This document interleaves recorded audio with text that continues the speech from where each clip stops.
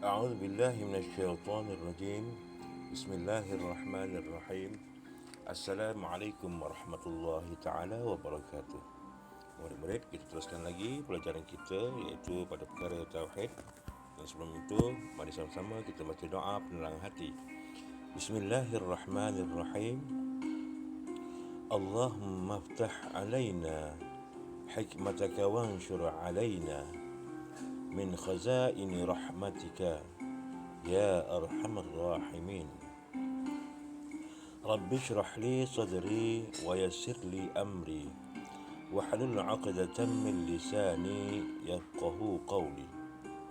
Wa sallallahu ala sayyidina Muhammad wa ala alihi wa sahbihi wa sallam. Walhamdulillahi rabbil alamin. Murid, merujuk di muka surat 43 di dalam buku teks. Baik, baca bersama-sama dengan Ustaz. Bismillahirrahmanirrahim. 6.13 Al-Kalam. Al-Kalam artinya berkata tidak dengan bermulut, tidak dengan suara atau sebagainya, sebagaimana makhluk, iaitu suatu sifat yang qadim lagi azali, sabit pada zat Allah Ta'ala yang tidak berhuruf dan tidak bersuara, yang maha suci daripada terdahulu, terkemudian, kesalahan, berjuzuk-juzuk dan lain-lainnya yang bertakluk dengan takluk sifat ilmu. Maka kalamullah Ta'ala itu apabila dipandang dari segi perkara yang dikatakan, jika ia menunjukkan kepada, pertama, suruhan, dinamakan amr, iaitu suruhan, seperti tuntutan mengerjakan puasa. Yang kedua, tegahan atau larangan yang dinamakan nahyu, iaitu tegahan seperti tegahan main judi. Tiga, cerita dinamakan khabar, iaitu cerita, seperti kisah Ashabul Kahfi. Yang keempat, janji baik dinamakan wa'ad, iaitu janji balasan baik, seperti orang yang taat dapat balasan syurga. Lima, ugutan dinamakan wa'id, iaitu janji balasan siksa, seperti orang yang menderhaka itu dibalas dengan azab. Hakikat sifat kalam menunjukkan apa-apa yang bertakluk dengan sifat ilmu. Yang pertama, yang wajib, seperti firman Allah Ta'ala, Innani anallahu la ilaha illa ana fa'budni. Surah Taha ayat 14. Artinya, sesungguhnya akulah Allah, tiada Tuhan melainkan aku, oleh itu sembahlah akan daku. Dua, yang mustahil, seperti firman-Nya, laqad kafara alladhina qalu innallaha thalithu thalatha. Artinya, demi sesungguhnya telah kafirlah orang yang berkata bahawasanya Allah ialah satu daripada tiga Tuhan. Yang ketiga, yang harus, seperti firman Allah Ta'ala, Wallahu khalaqakum wa ma ta'malun. Surah As-Saffat ayat 96. Artinya, padahal Allah yang mencipta kamu dan benda-benda yang kamu buat itu. Dalil Al-Quran, Allah bersifat kalam. Wa kallamallahu Musa taklima. Surah An-Nisa ayat 164. Artinya, dan Allah telah berkata-kata kepada Nabi Musa, tidak ada perantaraan, yakni secara langsung. Baik, murid-murid, kita lihat kepada huraian. Baik.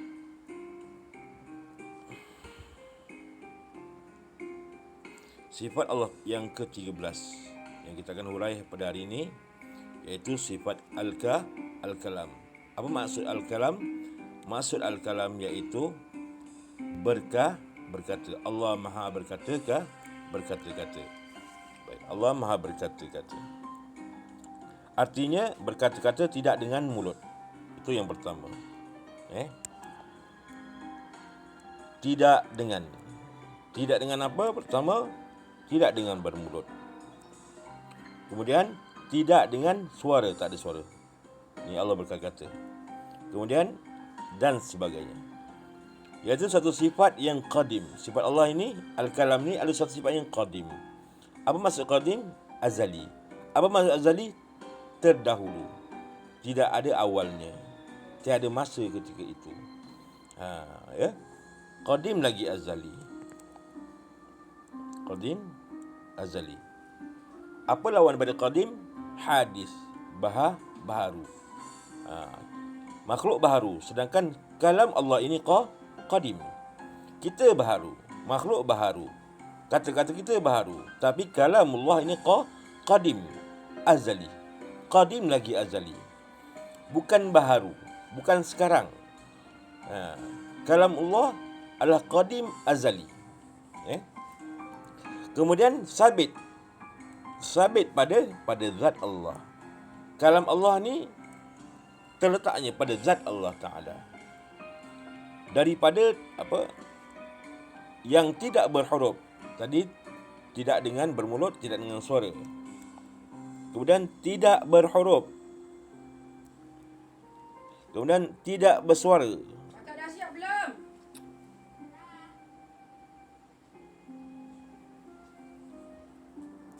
Yang maha suci daripada terdahulu. Tidak terdahulu. Tidak terkemudian. Ini semua. Tiada ada kesalahan. Tidak berjuzuk-juzuk. Dan lain-lainnya. Kemudian bertakluk pula. Bertakluk dengan takluk sifat ilmu. Takluk sifat ilmu. Apa kerja dia? Takluk sifat ilmu. Nanti kita tengok yang bawah ni ada situ.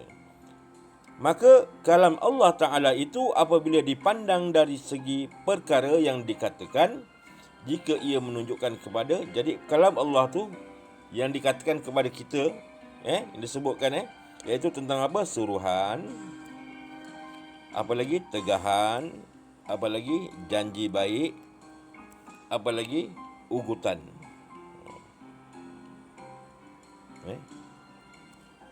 Dan dalam Al-Quran disebut tentang suruhan apa? Dinamakan amr. Amr ni perintah. Tegahan dinamakan larangan, iaitu nahyu. Tegahan. Kemudian yang ketiga tentang cerita. Cerita dinamakan khabar. Janji dinamakan wa'ad. Ni kena ingat. Ugutan dinamakan wa'id. Janji balasan seksa. Ugutan Allah ugut kita, supaya jangan buat perkara itu. Baik. Ini semua yang disebut dalam Al-Quran. Iaitu pecahan-pecahan kata-kata Allah Ta'ala dalam Al-Quran.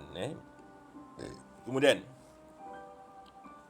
jadi apa yang kita faham, kalam Allah ini tidak dengan bermulut, tidak dengan suara, tidak dengan berhuruf, tidak ada suara, tidak bersuara, tidak terdahulu, tidak terkemudian, tiada kesalahan, tiada berjuzuk-juzuk. Baik. Cuba kita tengok.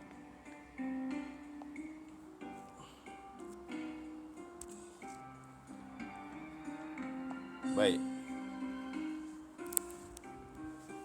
Ya. Yang disebutkan kalam Allah ini tidak dengan pertama bermulut.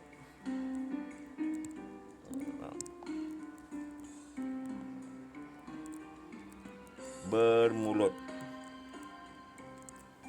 Allah tidak berkata-kata menggunakan mulut. Sedangkan makhluk kena ada mulut. Tak ada mulut tak jadi. Tak ada keluar suara. Kemudian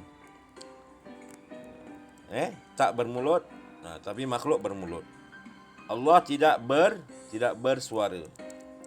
Makhluk kena ada suara. Kalau tak boleh keluar kata Allah tak ada pun suara. Allah tak perlukan suara. Kita makhluk ni, ni makhluk. Makhluk perlukan suara. Allah tak. Kemudian Allah pula tidak disebut kata-katanya tidak berhuruf. Makhluk berhuruf. Kalau makhluk tak ada berhuruf, mana nak keluar satu-satu perkataan? Nak sebut saya. Sin alif ya, kena ada huruf dia. Sin alif ya, saya. Allah tak perlu berhuruf. Maha suci Allah daripada berkata dengan berhuruf. Kemudian tak bersuara. Kita ada bersuara tadi. Kemudian tak terdahulu.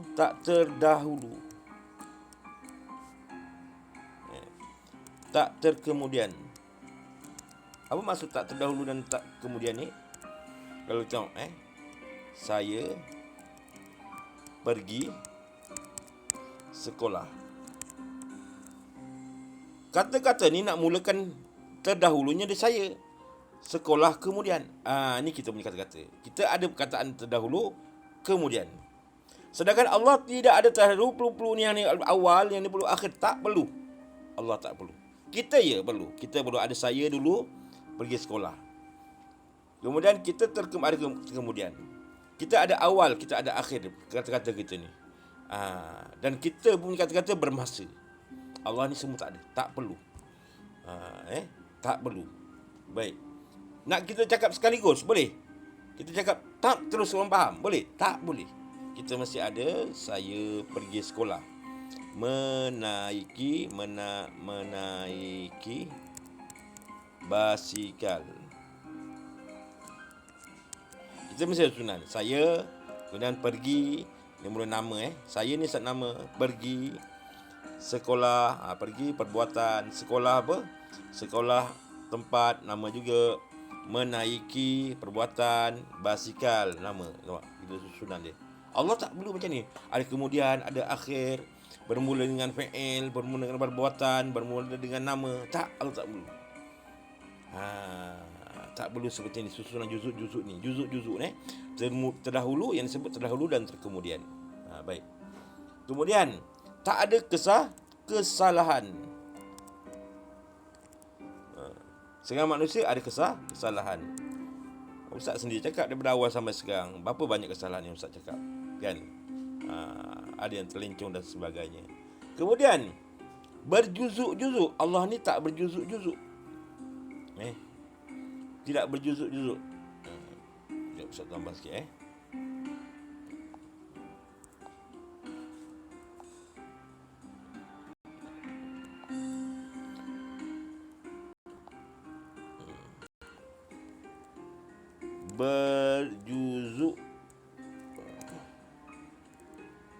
berjuzuk-juzuk dan lain-lainnya. Berjuzuk apa? Berjuzuk ni pecahan-pecahan. 1, 2, 3. Allah tak. Itu kita. Allah tidak berjuzuk-juzuk. Dia punya kata-kata tidak berjuzuk-juzuk. Tapi macam mana Quran? Quran perkara lain. Quran tu memang kalamullah, tetapi bukan bahasa Allah. Al-Quran tu memang kalam, kata-kata daripada Allah. Tapi bukan bahasa Allah. Itu bahasa manusia, bahasa Arab. Al-Quran tu bahasa Arab. Al-Quran. Al-Quran ni bahasa apa? Bahasa Arab. Tapi diambil dia tu daripada mana? Daripada Allah. Maka disebut Al-Quran ini adalah kalamullah. Itu bukan bahasa Allah. Bukan. Ni bahasa Arab. Bukan bahasa Allah. Maha suci Allah daripada berkata-kata dalam bahasa Arab. Itu bahasa makhluk. Bahasa Allah tidak berjuzuk. Al-Quran berjuzuk-juzuk. Ada juzuk 1 sampai 30. Tapi diambil daripada kalam Allah, kata-kata Allah yang diterjemahkan dalam bahasa Arab. Baik, itu kena faham. Baik, kita sambung. Jadi dalam Al-Quran disebutkan ada suruhan amr. Ada suruhan.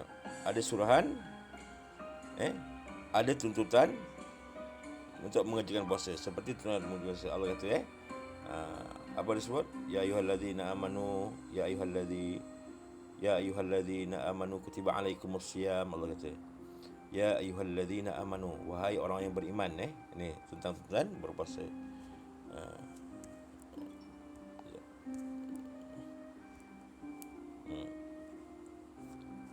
tentang tuntutan mengerjakan puasa. Ya ayyuhallazina amanu kutiba alaikumusiyam. Ya ayyuhallazina amanu kutiba alaikumusiyam. Allah kata, wahai orang-orang yang beriman. Ya ayyuha, wahai orang-orang yang beriman. Dituntut ke atas kamu untuk melakukan puasa. Ni suruhan, tegahan. Suruhan dan dinamakan perintah. Suruhan. Itu yang pertama. Kemudian yang kedua, tegahan, nahi. Allah beritahu dalam Al-Quran tentang tegahan. Seperti tegahan main judi. Apa ayatnya? Saya tak ingat ayatnya. Ada tak ayatnya? Siap. Tak apa. Kemudian dalam Al-Quran lagi disebut cerita, dinamakan khabar cerita, seperti kisah Ashabul Kahfi kan? Ada sebut kan dalam surah Al-Kahfi. Cerita tentang Ashabul Kahfi, iaitu sahabat-sahabat gua. Sahabat-sahabat ni yang duduk dalam gua, Ashabul Kahfi. Berapa ratus tahun ini hidup? Dia sebut 309 tahun. Dia tidur. Tidur kat mana? Dalam gua. Berapa orang? 7 orang disebut. Selama 309 tahun tidur saja. Mereka sampai, mereka tidur di situ. Kenapa dia tidur di situ? Mereka melarikan diri daripada raja yang zalim. Kemudian mereka tidur dalam gua untuk sembunyikan diri. Baik, itu kisah yang disebut dalam Al-Quran. Kemudian seterusnya, yang ketiga, cerita dinamakan khabar tadi Ashabul Kahfi. Yang keempat, janji baik dinamakan janji balasan baik, seperti orang yang taat dapat balasan syurga. Siapa yang taat dapat syurga, sebut dalam Al-Quran. Disebut innal ladzina amanu wa 'amilus solihati ulaika hum khairul bariyah. Allah sebut innal ladzina amanu, sesungguhnya orang beriman, wa 'amilus solihat, dan beramal soleh, kan? Innal ladzina amanu wa 'amilus solihat ulaika hum khairul bariyah. Mereka semua khairul bariyah, mendapat balasan yang baik, syurga. Baik. Kemudian ada disebut tentang ugutan dinamakan wa'id, janji balas siksa. Seperti apa? Orang yang menderhaka itu dibalas dengan azab. Allah sebut dalam Quran juga. Baik, hakikat sifat kalam menunjukkan apa yang bertakluk kepada sifat ilmu. Hakikat sifat kalam menunjukkan apa yang bertakluk pada sifat ilmu. Dalam sifat ilmu, kalam ini, sifat ilmu tu bertakluk pada 3 perkara. Apa? Yang pertama tentang perkara wajib. Yang kedua perkara harus, mustahil. Yang ketiga kepada harus. Itu 3. Ada sebut sebelah ni. Apa dia? Ni, iaitu bertakluk dengan sifat yang wajib. Kalamullah. Kata-kata Allah ni dia bertakluk. Dia mengatakan satu perkara yang wajib, satu perkara yang mustahil, satu perkara yang harus. Ada 3.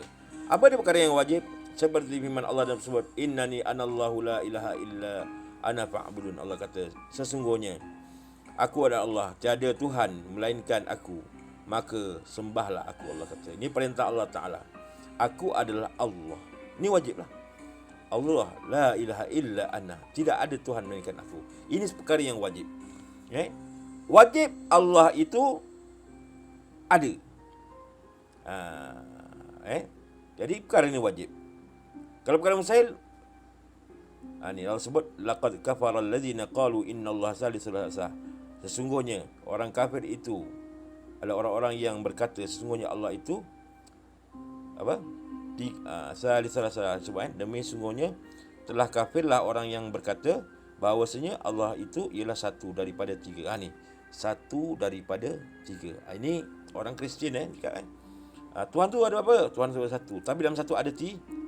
Disebut dalam ilmu dalam agama Kristian disebut Trinity. Tengok macam sedap. Trinity ni adalah ajaran kafir. Ni jaga-jaga. Dia kata Allah Tuhan tu satu. Dalam satu ada tiga. Tuhan apa? Tuhan bapa. Dia kata Tuhan anak, Tuhan ibu. Maka kafir ni. Siapa cakap macam ini kafir. Trinity, ajaran Trinity. Maka perkara ni adalah mustahil. Allah katakan juga. Allah kata perkara yang wajib. Allah itu ada Tuhan yang satu. Maka sembah aku kata Allah juga berkata tentang perkara yang mustahil. Tentang orang kafir yang mengatakan Allah tu ada tiga, Tuhan tu ada tiga dalam satu, kafir. Jadi macam ni. Siapa yang mengatakan sebenarnya maka mereka menjadi kafir. Kemudian disebutkan juga iaitu tentang perkara yang harus, seperti firman Allah tentang makhluk. Harus Allah jadikan makhluk atau tak jadikan. Maka Allah katakan wallahu khalaqakum wama ta'malun, dan sesungguhnya dan padahal Allah yang menciptakan kamu. Siapa yang menciptakan? Allah. Dan benda-benda yang kamu buat itu. Perkara kita buat pun Allah yang buat. Nampak kita buat, pada hakikatnya Allah yang buat. Kita tidak ada kuasa. Kita tidak ada apa-apa. Allah juga yang buat. Kita minum air, konon-konon kita yang minum, sedangkan Allah yang meminumkan. Itu pada hakikat. Ini perkara yang harus. Jadi cuba fahamkan baik-baik. Kemudian wa kalamallahu Musa taklima. Dalam Al-Quran, dan Allah telah berkata kepada Nabi Musa dan tidak ada perantara. Allah berkata-kata kepada Nabi Musa. Wa kallamallahu Musa taklima. Bagaimana Nabi Musa nak mendengar? Cara Nabi Musa mendengar, sedangkan Allah berkata-kata tanpa suara, kan tadi sebut tak ada suara.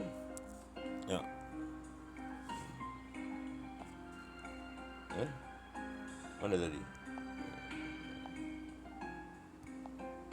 Sedangkan Allah tadi berkata tanpa bermulut, tanpa ada suara, tanpa berhuruf, tanpa terdahulu, tanpa kemudian, tanpa kesalahan, tanpa berjuzuk-juzuk. Jadi bagaimana Nabi Musa? Bagaimana Nabi Musa nak mendengar kata-kata Allah? Sedangkan dia kata Allah berkata-kata Nabi Musa secara langsung. Nabi Musa AS mendengar kata-kata Allah bukan cara macam kita dengar kawan kita bercakap. Macam awak mendengar ustaz cakap ni. Bukan. Allah tak bercakap. Maha suci Allah Ta'ala berkata seperti manusia. Tidak terdahulu. Maha suci Allah. Jadi caranya berbeza. Dikatakan Nabi Musa mendengar kata Allah tidak ada suara. Tapi dia mendengar. Tanpa terdahulu. Tak ada Allah kata saya, ada kemudian tak ada. Begitu juga Nabi Muhammad mendengar daripada Allah Ta'ala dan sebagainya. Sama juga. Tidak seperti makhluk mendengar suara makhluk. Maha suci Allah daripada sebegitu rupa. Siapa yang mengatakan Allah seperti berkata-kata seperti makhluk, maka jadilah dia kafir. Sebab disebut di sebalik kita belajar. Ini kena hati-hati. Allah tidak bermulut, Allah tidak bersuara, tidak berhuruf, tidak terdahulu, tidak terkemudian, tak berkesalahan, tidak ada berjuzuk. Maha suci Allah daripada ini semua adalah makhluk punya suara, keadaan makhluk. Allah tidak seperti makhluk. Maha suci Allah Ta'ala. Baik. Jadi kena faham keadaan macam mana kalam Allah. Baik murid. Sekadar itu saja. Dia harap murid-murid cuba dapat fahami apa yang telah Ustaz sampaikan. Perkara apa kena betul-betul tumpukan kalau tak boleh difahami. Begitu juga boleh rujuk kepada video yang telah Ustaz bagi daripada video daripada lagu Kalamullah tu. Cuba fahami. Baik, untuk itu wabillahi taufiq wal hidayah. Wassalamualaikum warahmatullahi wabarakatuh.